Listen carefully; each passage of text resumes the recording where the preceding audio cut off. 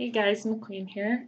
Today we're going to talk about Kesem 101, and it's just how camp's set up, our history, and all that good stuff. Here's the layout of this training. So Camp Kesem is a nationwide community of passionate college students that support children through and beyond their parents' cancer. Our mission is to support these children through and beyond their parents' cancer through fun activities and creating a community and family. So there's a little bit of our history. Camp Kesem was founded at Stanford in 2000, and it grew between 2000 and 2010, basically just by word of mouth. And then in 2011 was when it really took off, and they launched a growth plan driven by the massive need because there are over 3 million children who have parents with cancer. And so there was a huge waiting list of chapters that wanted to start. So it's Camp Kesem is still the only organization that is dedicated to this specific population of children, and the demand is still super high, even though camp has grown a lot in the last few years and continues to grow. In 2017, we served 7,300 children, and in 2018, it'll grow by over 1,000 to 8,600. So cancer really impacts the entire family, and some ways that it impacts these children is it isolates them from their peers, it lowers their academic performance, they lose interest in a lot of social activities, and they tend to take on adult roles very early in their childhood. So Kesem strives to give those children support through those times.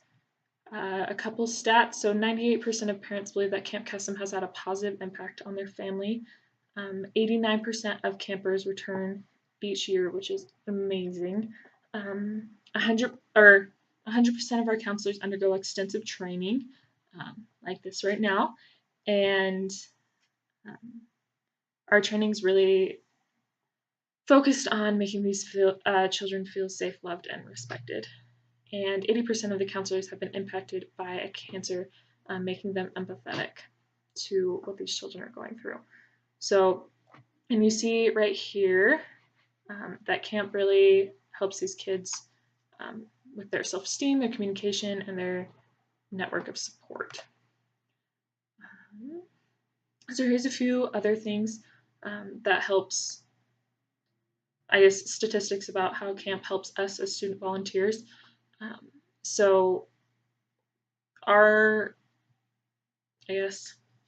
Here's the whole spiel. So we recruit and train other students, we connect with families that are in need or people that we know. We raise funds to support our chapter, and we plan and execute all of camp and deliver the year-round support to these kids. So being a camp counselor really helps you with your leadership skills in a lot of ways and gives you an opportunity to become involved in such a deep and important way, because we really do take on a lot of the planning and responsibility of this camp. So there's 4,500 college student leaders involved in Kesem and 105 chapters in 40 different states. So here's all of the chapters that we have. Here's us right here. Yay. And so another cool thing, there are over 6,000 alumni for camp.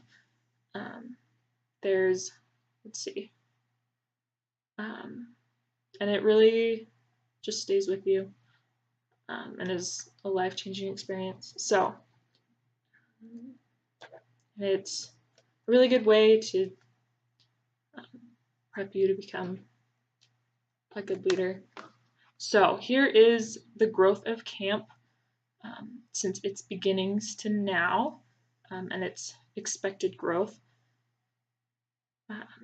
And we've seen the need grow from 3 million to 5 million children who are impacted by a parent's cancer. So by 2020, we hope to serve around 11,500 children.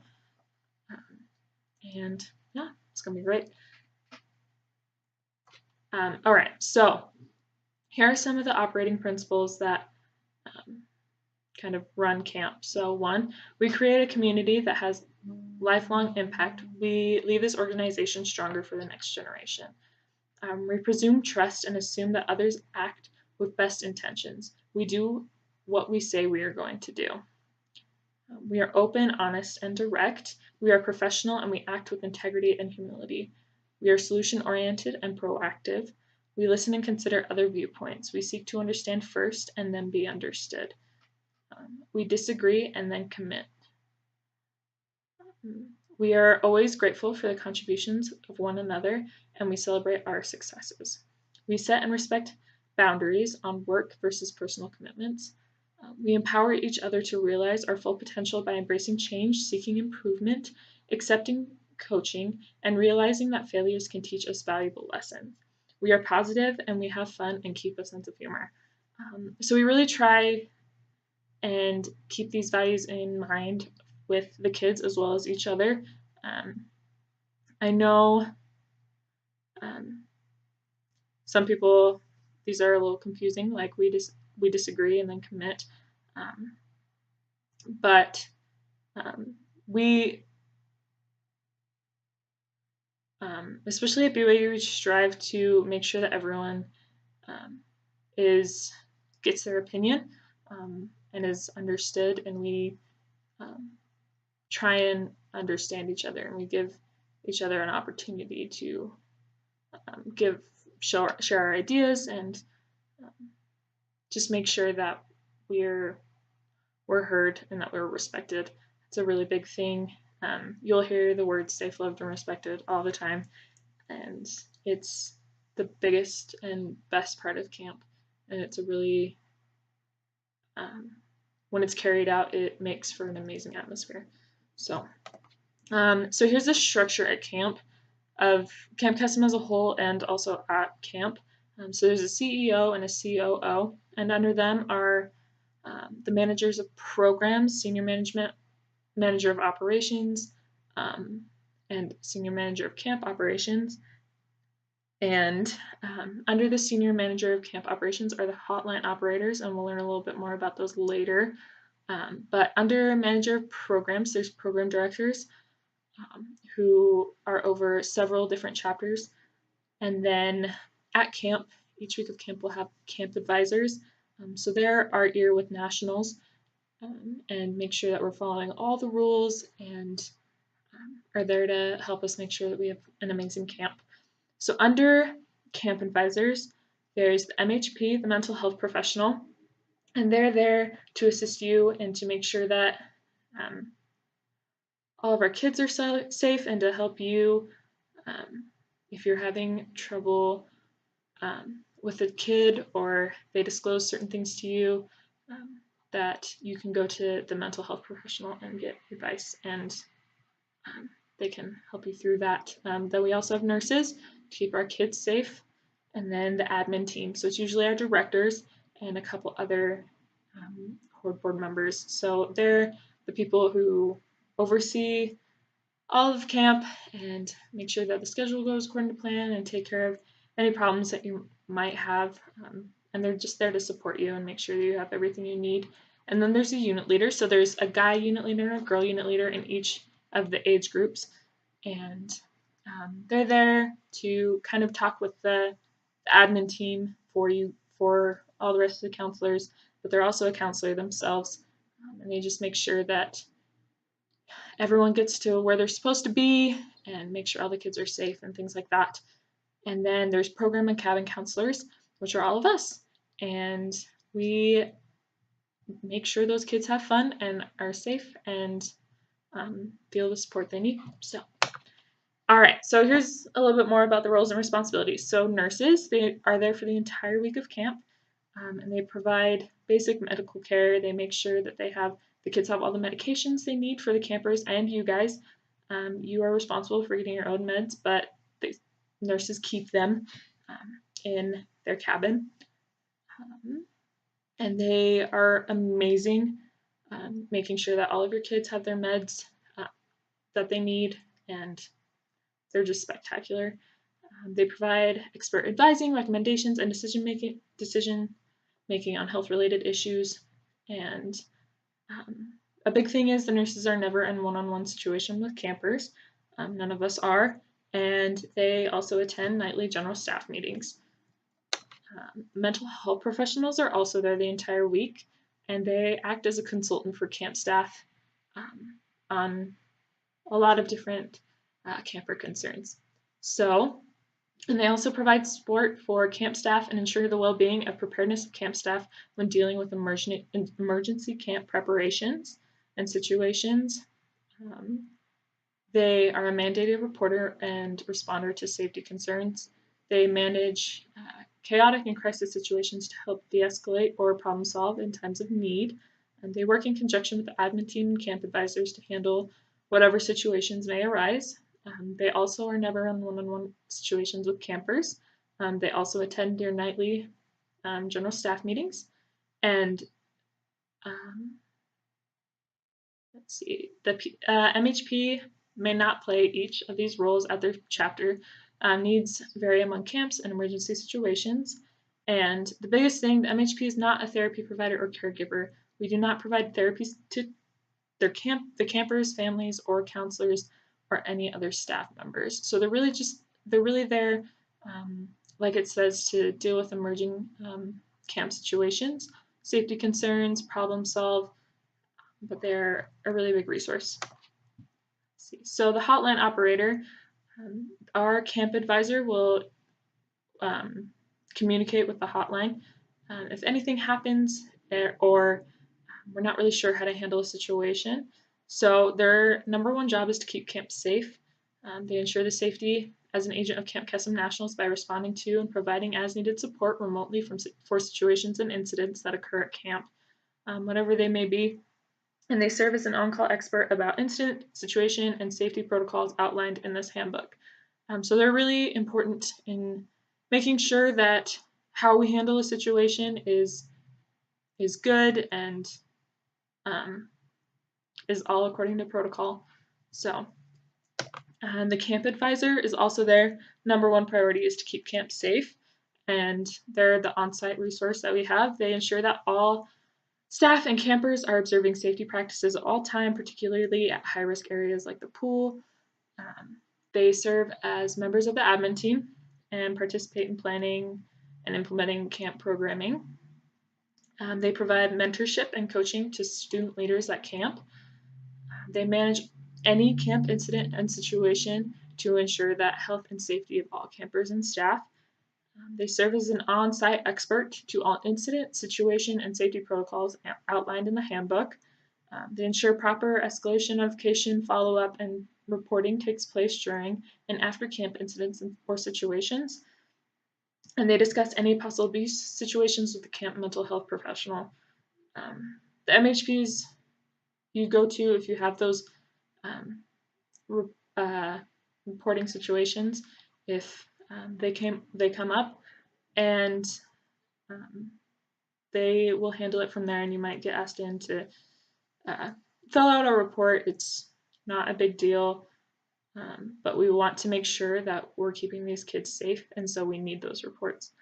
Don't feel like you're in trouble if you get called in with the camp advisor, but we want to make sure that these kids are safe, and so we have to fill out the proper paperwork and all of that, and make sure that we're handling it properly and for the best way for these kids.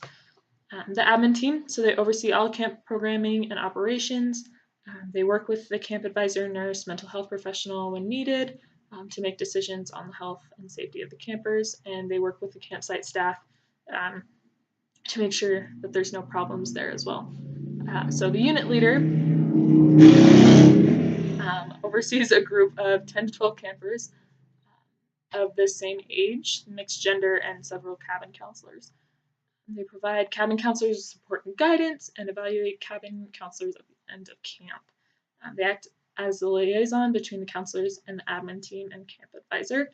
Usually our unit leaders will be returning counselors, so they kind of know the run of the mill, so you can ask them questions and they can help you out. And they stay in the cabin with campers and fulfills all cabin counselor responsibilities.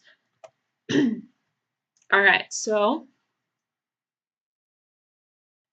cabin counselors. So your job as cabin counselors are to supervise campers in your age group and gender with at least a 3-to-1 ratio in the cabin. So 3-to-1 ratio is really important. We make sure that there are 3 campers to every 1 counselor at any given time. And it's a little different from the rule of 3 when we're going to the bathroom, things like that.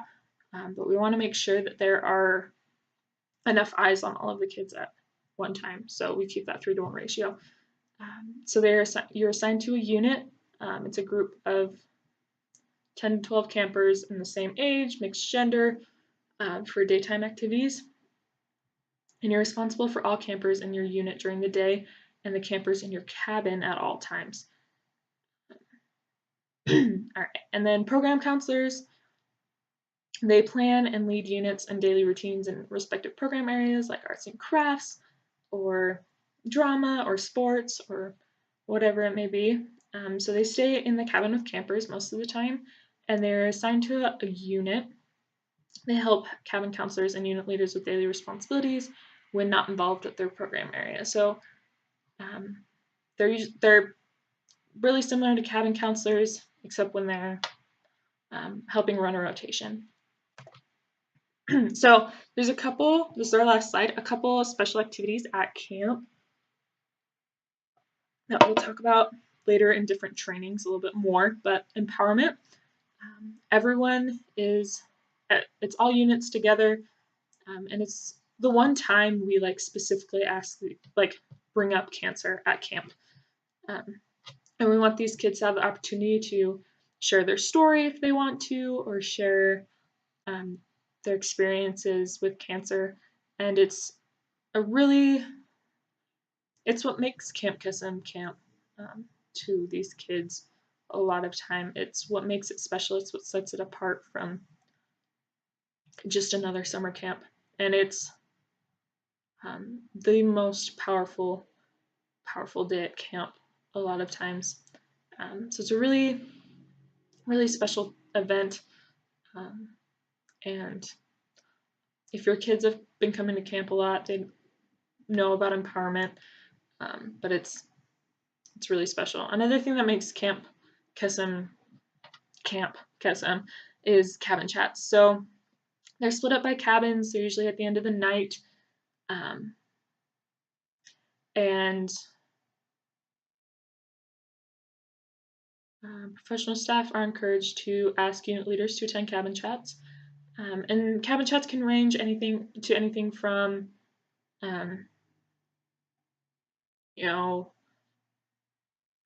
your wow pow chow moment. So like your good, your bad, and your favorite meal of the day, to who's your hero, to kind of whatever your kids feel comfortable talking about and what they want to talk about. It's just a guided reflection of the day and to allow your kids to feel safe, loved, and respected and supported by the kids in their cabin and their units, and you as counselors as well. So that is all I have for you. That's Kesem 101, and we'll see you guys at camp.